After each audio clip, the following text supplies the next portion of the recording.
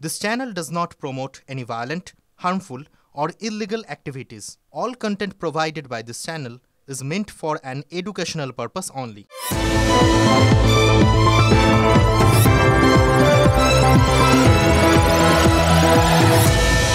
2003 সালের সিনেমা, দারুণ সিনেমাটা, ভীষণ পছন্দের, মুন্না ভাই MBBS।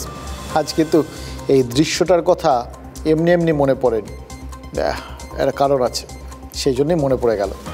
দৃশ্যটা ভাবুন, ছেলের সঙ্গে দেখা করতে এসছেন সুনীল দত্ত, সেখানে তার পিক পকেটের চেষ্টা হলো, পকেট মারকে হাতে নাতে ধরেও ফেললেন, কিন্তু তারপর আর বিষয়টা সুনীল দত্তের হাতে রইল না, চলে গেল জনতার হাতে। জনতাই তখন আইন, জনতাই তখন আদালত। ওই পকেট মারকে হাতের কাছে পেয়ে যে যার মতো করে হাতের সুখ করছিল। আর শুনলেন না কেন করছিল? সুনীল দত্তের ওই ডায়ালগটা শুনলেন তো? কারো বাড়িতে স্ত্রীর সাথে অশান্তি, কারোর ছেলে কথা শোনে না, কারোর পড়শির সঙ্গে ঝগড়া, তো কারোর অফিসের বক্সের কাছে বকুনি জুটেছে। কেউ কেউ আবার ক্রিকেট দলের পারফরমেন্সও হতাশ। ভাবুন, এত ভ্যারাইটিস কারণ, এত রাগ, এত দুঃখ, হতাশা, অভিমান সব মনের মধ্যে জমে রয়েছে, সবার মনের মধ্যে আছে, অথচ বেরোনোর কোনো জায়গা নেই। কি মুশকিলের কাণ্ড না? ওই তখন এরকম পকেট মারকে যদি হাতের কাছে কেউ পেয়ে যান, তখন সেগুলো ওর মধ্যে দিয়ে ফেটে বেরোয় আর কি। প্রেশার কুকারে যেরকম হয়, বাষ্প বেরোতে না পারলে জমতে জমতে একটা সময় ওই হুইসেলের যখন ইয়েটা বেজে ওঠে, তখন সব বাষ্পগুলো বেরোতে থাকে, আর কখনো কখনো সেফটি ভাল্বটা ফেটে গিয়ে বাষ্প বেরিয়ে যায়। এও সেরকম আর কি, জনতাও তেমন। মনের ভেতর যত গোপন রাগ, দুঃখ, ক্ষোভ, আক্ষেপ যা যা আছে আর কি, শুধু বেরোনোর রাস্তা খোঁজে। আজ যেরকম বিরাটিতে হলো জানেন তো, লোকাল ট্রেনে গুজব রটে গেল ছেলে ধরা পড়েছে। মহিলা কামরা এক মহিলা, তিনি নাকি ব্যাগে করে শিশু পাচার করছিলেন। অন্য যাত্রীদের সন্দেহ হয় এবং শিশুটা তারপর উদ্ধার হয়। এই পর্যন্ত ঠিক ছিল এবং যথারীতি ছেলে ধরা, তো ওই মহিলার ওপর উত্তম মধ্যম শুরু হয়। বিষয়টা এখানেই থামেনি। জিআরপি স্টেশনে ট্রেন যখন দাঁড়ায়, ওই মহিলাকে জিআরপির হাতে হ্যান্ড ওভার করে দেন যাত্রীরা। এই পর্যন্ত যাওয়ার পর তাদের মনে হয় আরও ব্যাপারটাকে শক্তপোক্ত করা দরকার। কোথায় শিশু সুরক্ষা? কেন ছেলে ধরা গিজগিজ করছে চারপাশে? ফলে বিক্ষোভ ঠিক্ষোভ শুরু হয়ে যায় চারপাশে। এবং বিশ্বাস করুন, সোশ্যাল মিডিয়াতেও কিন্তু ততক্ষণে এই ছবিগুলো, এই ভিডিও, মারধর করা মহিলাকে, সেগুলো ছড়িয়ে গেছে। বাচ্চাটার ছবি দিয়ে সহমর্মিতায় ফেটে পড়েছেন সবাই। এবং এই বাচ্চাটাকে বাড়ি ফেরাতে সবাই আইডেন্টিফাই করুন, সবাই শেয়ার করুন, এরকম বিষয়গুলো সব লেখা শুরু হয়ে গেছে।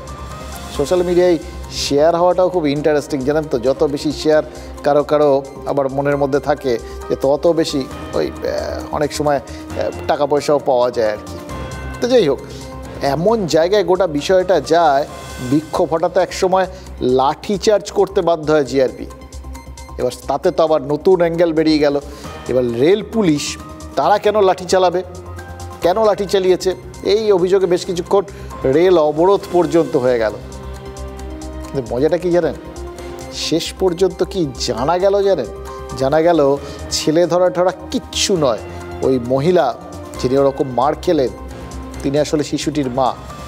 ব্যাগে করে না, সন্তানকে আঁচলে ঢেকে নিয়ে যাচ্ছিলেন। ওই মহিলা আসলে ওড়িশার বাসিন্দা, নিজের ভাষা ভিন্ন আর অন্য ভাষা জানা নাই, তো তাই ওই মারমুখী বাঙালিদের বোঝাতেই পারেননি কোলের শিশুটা তার সন্তান, তিনি তার মা। মারধর খেয়ে হতক্লান্ত মাকে জিজ্ঞাসাবাদ করে সত্যিটা যখন ওই জিআরপি জানতে পারে, ততক্ষণে কিন্তু বেশ কয়েক ঘন্টা কেটে গেছে। এই যে বললাম, রাজ্য জুড়ে ততক্ষণে সেই বার্তা রটি গেল ক্রমে। বার্তা না, গুজব। আবার ছেলে ধরা পড়েছে। আবার কথাটা কেন? কারণ এইটাই তো শোনা যাচ্ছে। অদ্ভুত জানেন তো, আমি এটা দেখেছি। কেন হয় এর কোনো যুক্তিগ্রাহ্য ব্যাখ্যা আমার কাছে নেই, কিন্তু আমরা দেখেছি কোনো একটা বিষয় ঘটলে পর সেই ঘটনা ঘটতে থাকে, অথবা ঘটেছে বলে কোথাও গিয়ে গুজব রটতে থাকে। এই কয়েকদিন আগে যেরকম উত্তর 24 পরগনার বারাসাত, কাজীপাড়া, অশোকনগর, গুমা, মানে অলিতে গলিতে মনে হচ্ছিল ছেলেদারা ঘুরে বেড়াচ্ছে জানেন তো, সেরকম ব্যাপারটা হলো। এবং আজ ফের আমরা দেখলাম ওই গুজবের জেরেই ছেলে ধরার প্রত্যাবর্তন হলো। মাঝখান থেকে এক মা মার খেয়ে গেলেন।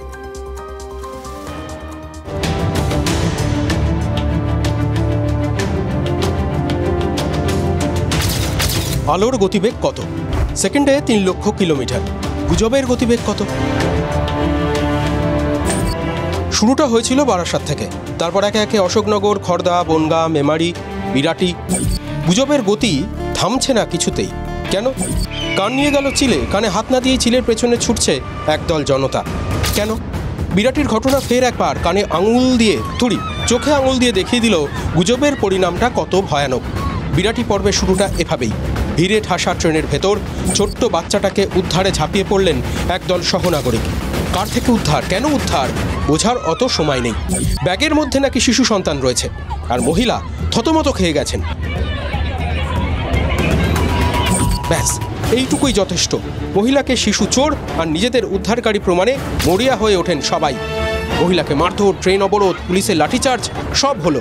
সব শেষে জানা গেল শিশুর মা ওই মহিলা, যাকে চোর বলে গুজব রটে গিয়েছিল নিমেষে।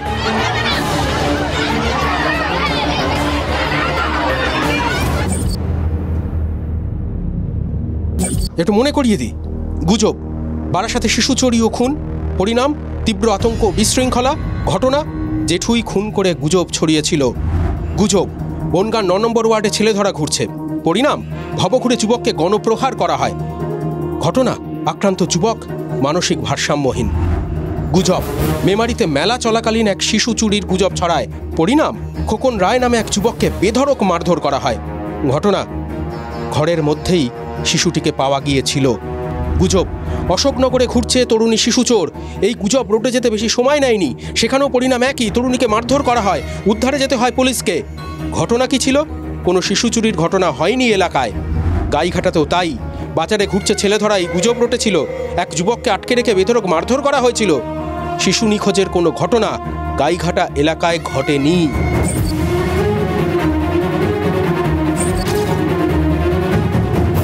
তাহলে কেন বারবার এমন ঘটনা? কেন জনতা সাত তাড়াতাড়ি সিদ্ধান্তে পৌঁছে আইন হাতে তুলে নিচ্ছে? 95 সালে মূর্তির গণেশ দুধ খেয়েছিল। সোশ্যাল সাইট ছাড়াই সে সময় দুধপানের গুজবটা পৌঁছে গিয়েছিল কোনায় কোনায়। সচেতনতা নাকি সহনশীলতা, বোধ নাকি বুদ্ধি, অভাবটা কিসের? 95 থেকে 2024 প্রশ্নটা বদলালো না। দেখুন, ইংরেজিতে একটা কথা আছে, লুক বিফোর ইউ লিপ। লাফ দেওয়ার আগে একবার তাকিয়ে তো দেখুন কোথায় লাফ দিচ্ছেন, কতটা লাফ দেওয়ার দরকার, আদৌ লাফ দেওয়ার দরকার আছে কিনা। এই আমাদের সহনাগরিকরা যারা এরকম তৎপরতার সঙ্গে ছেলে ধরা ধরছেন এবং বেধড়ক মারধর করছেন, এদের সতর্কতাটা প্রশংসাযোগ্য। এদের এই যে ভেতরে ভেতরে একটা কিছু করার ইচ্ছে, মানুষের পাশে দাঁড়ানোর ইচ্ছে, এটাও প্রশংসার যোগ্য। কিন্তু এই ইচ্ছেগুলোকে, এই যে আপনাদের মনের ভেতরে যে এরকম শুভ চিন্তা, মানুষের পাশে দাঁড়ানোর জন্য যে একটা আকুলতা, সেগুলো কেন ভুল পথে বইয়ে দিচ্ছেন বলুন তো? এগুলোকে এইভাবে যেখানে সেখানে হাতের সুখ করার আগে একটু ভেবে দেখবেন না সত্যিটা কি, তারপর নয় উদ্যোগী হবেন। দেখুন, ভাইপোকে খুন করে ছেলে ধরার গল্প ফেঁদেছিলেন বারাসাতের আঞ্জিব নবী। দুদিন আগে ওই আঞ্জিবকে গ্রেফতার করেছে পুলিশ। পুলিশ জানিয়েছে শিশু চুরির সব মিথ্যে। যা যা ঘটনা দেখেছেন পরপর আপনাদের দেখালাম অতগুলো ঘটনা, একটাতেও শিশু চুরির কোনো ঘটনা ঘটেনি, পুরোটা গুজব।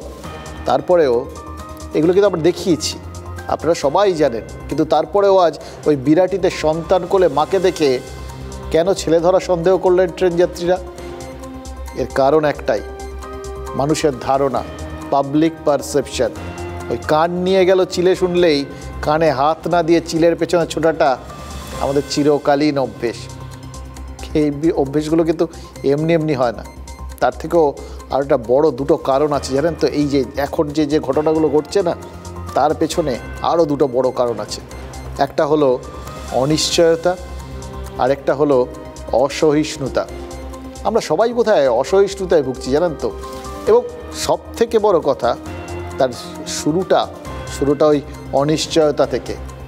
যা নেই তা তো নেই, পাওয়ার হয়তো সম্ভাবনাও নেই, কিন্তু যা আছে তা হারানোর ভয়টাও ক্রমশ বোধহয় আমাদের মনে জেঁকে বসছে। তা সে জমি হোক, বাড়ি, টাকা, চাকরি, সম্ভ্রম হোক বা সন্তান, যাই হোক না কেন, হারাতে পারি, চলে যেতে পারে, এই অনিশ্চয়তায় ভুগছি আমরা। এটা না এক ধরনের বিপন্নতা, জানেন তো। আর এই বিপন্নতাই জন্ম দেয় অসহিষ্ণুতা। এই যে ভেতরে ভেতরে যে সমস্ত জ্বালা যন্ত্রণা, সেগুলো মানুষ পিটিয়ে উসল করার একটা আকাঙ্ক্ষা তৈরি হয় মনের মধ্যে। কি হয়েছে না হয়েছে দেখার দরকার নেই, যা ভাবছি, যা শুনছি সেটা সত্যি কিনা এসব ভাবার সময় নেই। স্রোতে গা ভাসিয়ে দিতে হবে, এবং সবথেকে বড় কথা, এইভাবে অ্যাক্টিভ হয়ে যেতে হবে। আরও কয়েকজন কাউকে ছেলে ধরা ভেবে মারছে, সুতরাং আমারও তো তার মধ্যে একটা দায়িত্ব রয়েছে, আমি একটু মেরে নিই। এই যে এই প্রবণতা, এটার পেছনে তো অসহিষ্ণুতা। সেই অসহিষ্ণুতাটা কোত্থেকে আসছে বলুন তো? এটাও ভাবার দরকার আছে। সবাই বলে দিলাম, সবাই জ্ঞান দিয়ে দিলাম, কিন্তু কেন হলো সেটা ভাববো না, তা তো হয় না। আমরা ভাবছি, দেখুন যে কোনো তরলের স্বভাব কীরকম, তারা ওপর থেকে নিচের দিকে গড়িয়ে পড়ে। ওপর থেকে নিচের দিকে গড়ানোটাই তো তরলের ধর্ম। এই অসহিষ্ণুতা বা মানুষের যে ধারণা, পাবলিক পারসেপশন, সেটাও কীরকম খুব তরল জাতীয় কোনো কিছু, যেটা ক্রমশ ওপর থেকে গড়িয়ে নিচে নামে। তাহলে তো আপনাদের ভেবে দেখতে হবে যে আমাদের ওপর, আপনার আমার ওপর, মানে জনতার ওপর কারা আছেন জানেন আপনারা? নেতারা। তার মানে নেতারা যেটা করছেন, রাজনৈতিক দলগুলো যেটা করছে, সেটাই কি চুইয়ে চুইয়ে এই জনতার মধ্যে ঢুকে পড়ছে। বিরোধী দল করার অপরাধে এ রাজ্যে তো মারধর করাটা মোটামুটি জলভাত হয়ে গেছে। সেই রাজ্যে সন্দেহের বশে অসহিষ্ণু হয়ে কাউকে পিটিয়ে দেওয়াটা কি খুব অস্বাভাবিক কোনো ব্যাপার? তবে সব কিছুতেই অন্যায়, সব কথাতেই যে প্রতিবাদ, এইরকম যে সবাই মিলে মারমুখী হয়ে উঠছেন, যে কোনো অন্যায় দেখলেই প্রতিবাদে ফেটে পড়ছেন, এরকম তো ব্যাপারটা বোধহয় না, তাই না? মানে লোকে অসহিষ্ণু হচ্ছে বেছে বেছে। এই বাছাই করার ধারণাটাও মনে হচ্ছে ওই রাজনীতি আমাদের শেখাচ্ছে। প্রসেস তো একটা। যেমন ধরুন, মমতা বন্দ্যোপাধ্যায় বলেছিলেন জবরদখল তুলতে। তিনি তো বলেননি শুধু ফুটপাথকে জবরদখল মুক্ত করতে হবে। মুখ্যমন্ত্রী কি বলেছিলেন একবার খেয়াল করে দেখুন, যারা ফুটপাথ দখল করে আছে সেই দখলদারদের তুলতে হবে। আবার যারা জমি জায়গা দখল করে ঘরবাড়ি পর্যন্ত তৈরি করে ফেলেছে, তাদের বেআইনি নির্মাণ ভাঙতে হবে। যারা সরকারি জমি দখল করেছে তাদের বিরুদ্ধে ব্যবস্থা নিতে হবে। এগুলো মুখ্যমন্ত্রী কিন্তু বলেছিলেন। মুখ্যমন্ত্রী নবান্নে বৈঠক করেছিলেন গত পরশু, মানে সোমবার। আজ বুধবার, কতক্ষণ পেরিয়েছে? 48 ঘন্টা। আচ্ছা, এই দুদিনে পুলিশ কি একটাও বেআইনি ইট খুলেছে? পুলিশ, পুরসভা, কেউ দেখেছেন আপনারা, শুনেছেন? বেহালার ম্যান্টনে ফুটপাত আটকে রয়েছে পার্থ চট্টোপাধ্যায়ের বিধায়ক অফিস। ঠিক ধরেছেন, পার্থ চট্টোপাধ্যায় তো জেলে, আমরাও জানি, সবাই জানে, এবং তাকে প্রায় যে ত্যায্য করে রেখেছে তৃণমূল, এটাও সবাই জানে। তারপরেও ম্যান্টনের ওই ফুটপাত আটকে থাকা অফিসটাকে পুলিশ কিন্তু ছুঁতে পারেনি। অথচ এর মধ্যে কলকাতা পুলিশ, এই কলকাতার থেকে শুরু করে, কলকাতা পুলিশ কেন, মানে রাজ্যের পুলিশ, তারা কলকাতা থেকে শুরু করে শিলিগুড়ি পর্যন্ত জেলায় জেলায় রাস্তা থেকে জবরদখল তুলেছে। গুমটি দোকান ভাঙতে বুলডোজার নেমেছে। আজকে যেরকম কলকাতার আলিপুরে চিড়িয়াখানার কাছে বুলডোজার নেমেছে, নিউ টাউনে বুলডোজার নেমেছে। কিন্তু ছবিতে কি ধরা পড়ছে? গরিব দোকানদারদের কান্না। রাস্তা জবরদখল মুক্ত করতে হবে, এতে কিন্তু কোনো সন্দেহ নেই, এবং এটা ঠিক, এর মধ্যে কোনো ভুল নেই।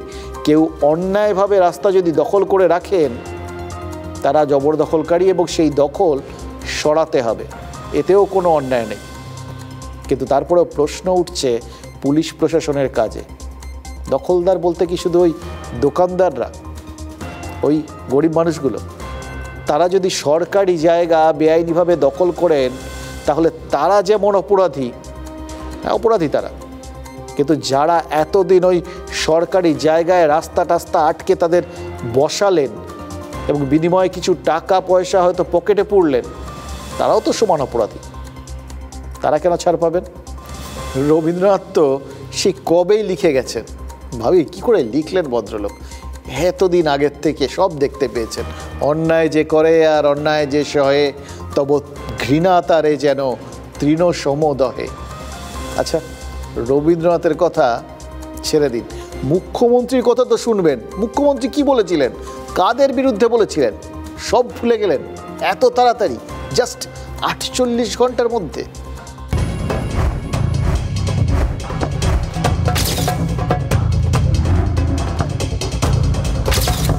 রক রোড, কাওয়াখালী, ডাবগ্রাম, ফুলবাড়ি, গৌতম দেব, তুমি এসছো, you cannot deny your responsibility also.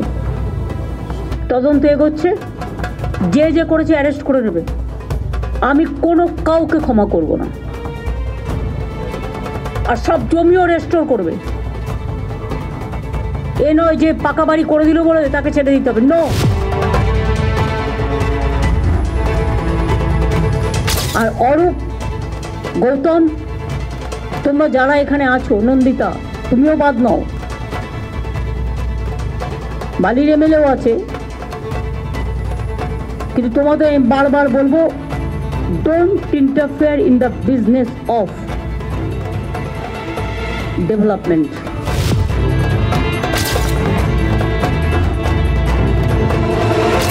Salt Lake আমার লজ্জা লাগছে। রাজারহাটেও শুরু হয়েছে এনক্রোচমেন্ট, সল্টলেকেও ইচ্ছা মতো সুজিত বোস লোক বসাচ্ছে কম্পিটিশন করে।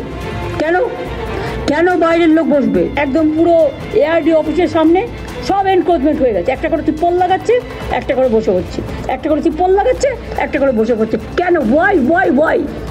আমি জানতে চাই, কত টাকার বিনিময়ে কারা নিয়েছে টাকা? কেন সল্টলেক কর্পোরেশনের কাউন্সিলররা কাজ করে না? তারা তো ইলেক্টেড বডি। একটা কাককে মেরে না ঝুলিয়ে রাখতে হয়, যাতে অন্য কাক বুঝতে পারে একটা কাক মারা গেছে। কখনো কখনো তোমাকে টাফ হতে হবে মানুষের প্রয়োজনে।